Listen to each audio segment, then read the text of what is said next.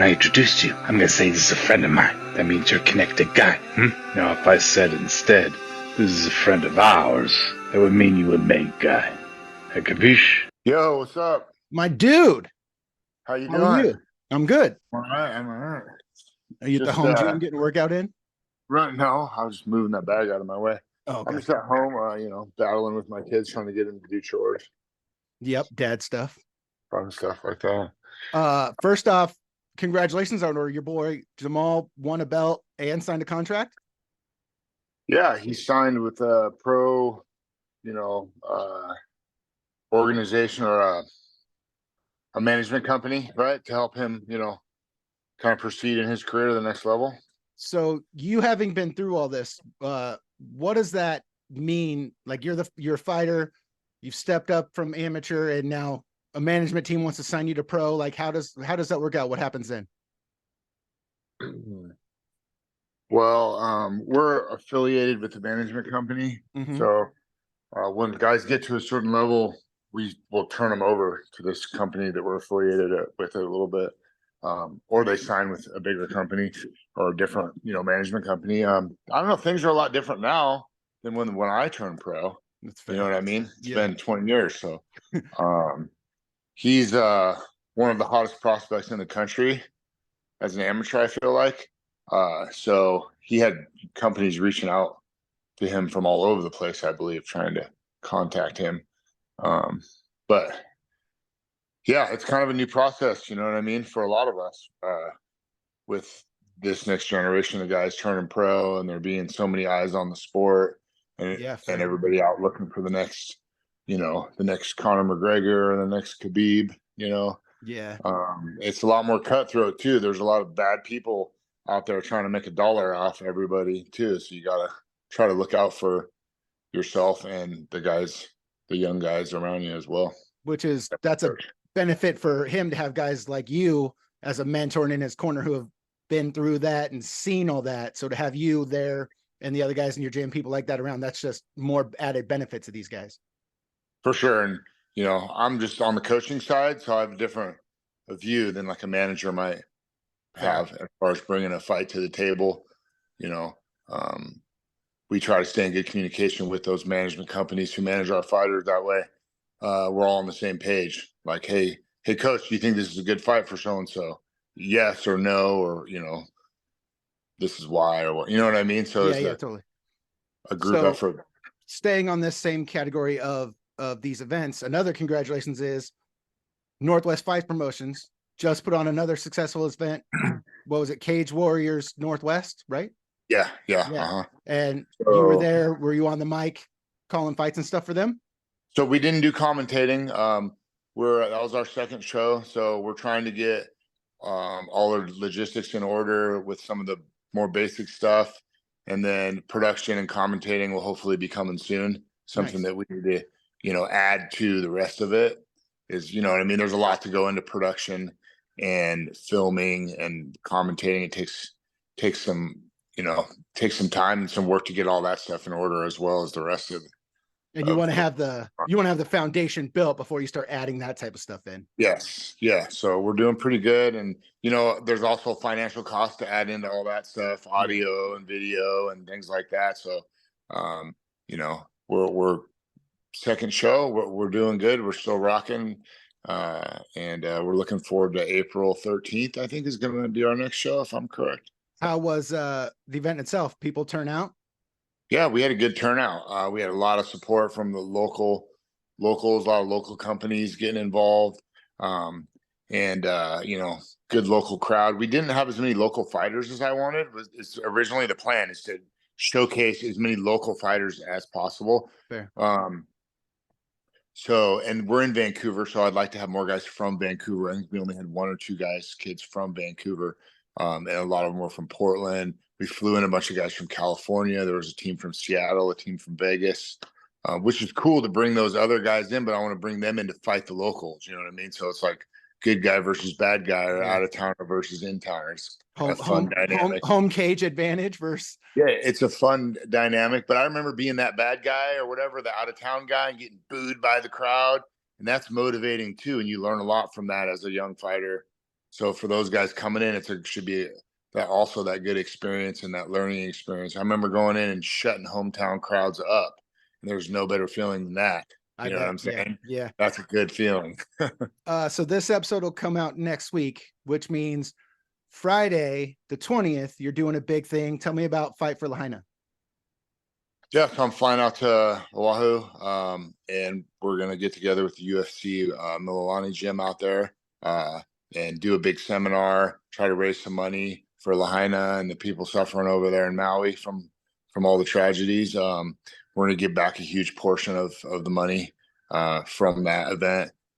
So we're really looking forward to that. I'm excited to get out there and be at the UFC gym, and hopefully we get a good turnout and a lot of people show up and we have a good time and raise a ton of money, and we're going to go over, a bunch of great MMA technique, and should be a good deal. And then a couple days later on Monday, I'm going to fly over to Maui, actually, which I didn't know that I would be able to do. And I'm hooking up with an old friend, Kendall Grove, I love Kendall. We fought in the finals of the Ultimate Fighter, almost 18 years ago. Yep. So it's pretty cool to get out there and team up with him. We're going to do a big seminar at his gym, and we're going to give 100% of the proceeds out there back to the people in Lahaina, because he's got people over at his gym training there from Lahaina, and it's going to be really cool. I'm excited. He's always been such a cool dude. Like, I've always liked him when he's a fighter, and now when I see him on social media, like, he's always one of the best dudes out there. I love him so much. Yeah, I reached out to him right away and was like, hey, if I want to get out there and help, I want to make sure I'm doing it in the right places. Help me find the right organizations to send the money to, because I know he's very involved over there and what's going on. So if I could get over there and help out, and I didn't know if it was okay to go over to Maui right now, because a lot of the locals are like, we don't want anybody over here. You know what I mean? No, I'm sure they make an exception for Ed Herman. Well, if I can get over there and help, and it's like the martial arts stuff, you know what I mean? And I'm over there for the right reasons. I'm not just sitting over there in a resort sipping Mai Tais. Yeah. That would be the dick move, and that's not living on the streets, so that's not. I'm going to probably stay with Kendall and, and just keep it local and give back as much as I can. It'll be exciting to be over there. I will put the link to that charity. I'll put it in the description of this episode's. There's two of them. There's the one through Eventbrite, and the UFC gym Milani, and then there's the Kendall put a big post out for the one we're doing at his gym. So there's two different ones. All right, I'll put them both in. I'm trying to figure out how to get them both posted, but I suck at social media. I'm trying to get better at it. My lady tonight. So then you're going from helping out Lahaina, hanging out with Kendall, and then you're going to come way up north and hang out with me on November 4th at Koga. Yeah, so we're going to go up to Koga. I got a crazy schedule because I'm going to be up in Koga for November 4th. We're going to do the commentating. It's going to be a great show. I'm excited to be up there. Was it Clearwater Casino? Silver Reef Casino. Silver Reef, my bad. Silver Reef Casino. It's pretty far up north, I think. Dude, it is so far up north. And then me and the lady are going to drive back to Portland. I'm going to go straight to the airport, and I'm going to Brazil for our Fabiano Scherner Jiu-Jitsu experience that we do every year in Florianopolis, Brazil. We got about 18 clients coming out, and we're going to train at, a bunch of different gyms out there. We're all set up for a week of training and workshops all around Florianopolis. There's a bunch of gyms. It's a lot of history in jiu-jitsu there. So we're really excited about that. And you're literally doing that the next morning. When you leave me at Koga, the next morning, straight to the airport. So, I debated doing it just because it's such a tight, window there, but I love doing those shows up there. There's a lot of great energy, and working with you guys up there is a great thing. It's a lot of fun. So I'm going to fill you in on, we have some drama on our card. I know you've been busy and stuff like that, so you might not have seen the emails or whatnot yet, but our main event is for the lightweight title. Dax Montenegro, I interviewed him for the Koga thing. He was the lightweight champ. It got stripped from him for being inactive. He's fighting Brian Nero, who is the champ. This is his first defense. And when I was talking to Dax, he straight up was like, no, that's my belt. I'm gonna come take it back. I didn't lose it. It got stripped from me. And he gave Brian like all the respects of being a great fighter and he and stuff, but he is very much, no, that's my belt. I'm gonna come take it. And Well, I mean, Brian that's was the like, attitude. that's cool. It's my defense. I'm going to keep it. Yeah. That's the attitude you got to have going in there Oh, I for agree. Dax, right? You got to go in there like that. So I know Brian. Brian's a tough competitor and a skilled guy, and he's a vet. He's been around a long time. He's an intelligent guy. Yep. I know Dax's name, and I can't picture what he looks like in my head. He He's didn't fight on. actually from Lahaina. When I interviewed him, he's born and raised in Lahaina, and Wow. and now he trains with I don't remember his coach's name, but his coach was one of the main guys with Matt Hume and Demetrius. Okay, I awesome. remember right now. Awesome. So it's not AMC, right? No. But Hold on, I have it here. I know the name. I just can't picture what he looks like. He didn't fight in Koga last time I was up there, did he? No, he hasn't fought for a little bit. I know that name for sure. Maybe it came across the board for one of my guys or something. And then there is legit 4 dudes fighting out of Livewire, and that is essentially kind of Livewire's home base is where we'll be at. The first one I ever commentated was at the one we're going to be at, and when Andy Waters came out for Livewire, that place got so loud that it was ridiculous. And interviewing the guys from Livewire for the show, they were all telling me like, yeah, it's, there's other gyms around here, but being up where this one is, which it's way up north, this is basically their home turf that they're fighting at. And Andy Waters is making his comeback at a Koga cage. So I think it's going to be freaking nuts that night. Yeah, I remember the Livewire crew from last time I was up there. I like those guys. They fought hard. Their coach was cool. They had a bunch of guys who came out and scrapped. So that's exciting for them. Remember, man. they would be in a fight, and then like 2 fights later, they would be coming out with their guy with like, they'd have a black eye. One dude still had his gloves on. He just went in the back, turned around, walked right back out with this guy. Like, those dudes are great up there. Yeah, you can tell there's a lot of camaraderie between the guys, and they got a strong thing going up there. So it'd be cool to see them in their kind of like their hometown area with their crowd. And we were trying to get a couple of their guys on our show in Vancouver, but it didn't work out because I think, they probably booked for this one. Yeah, they're a lot more booked for this one and stuff. I didn't realize that this next show is their hometown show, so that makes a lot of sense. So let me ask you this as a fighter. So I'm new, like, I've been doing my show for a little bit, but I'm newer when I'm talking to fighters and stuff. And I think I fucked up. So I need your perspective.